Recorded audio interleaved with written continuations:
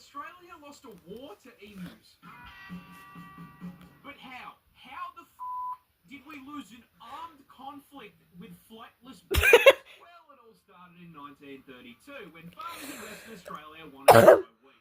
There was just one major problem. That's emu territory, and emus really like wheat. Coming in at 6 foot tall and 40 kilos in weight, they can eat a lot of it. So when breeding season came around, the emus migrated through the farmland, and these poor farmers were overwhelmed by a tyrannid swarm of man-sized poultry, 20,000 emus strong. These feathered tanks then proceeded to completely steamroll through the fences into the fields and started laying waste to the wheat.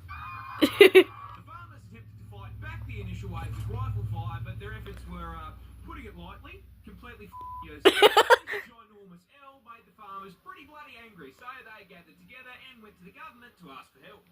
Sir, 20,000 emus have hit the wheat fields. Mate.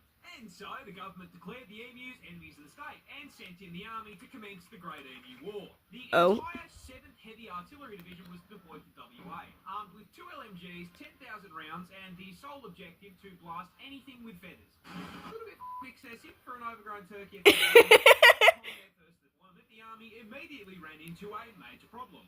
Emus are fast.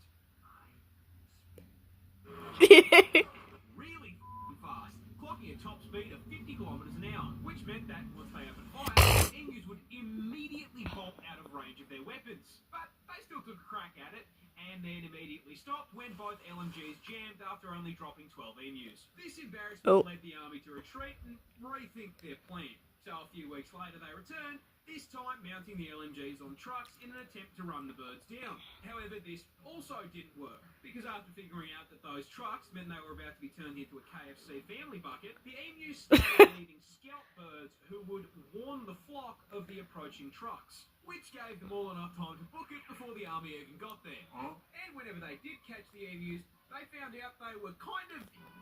Because emus are mostly feathers, and there's a lot of places you can hit on them without doing any damage. Meaning it was taking around 10 bullets for every one bird. So after a month of blood, sweat, tears, and 10,000 rounds of ammunition, the army managed to bring down 960. The population was 20,000. This is an issue, as unlike America, our defense budget is not a bottomless pit. So the army had wasted all that money to achieve absolutely all. So the government just kind of built a really long, really shit fence around the farms and called it a day. Why? How the did we lose this?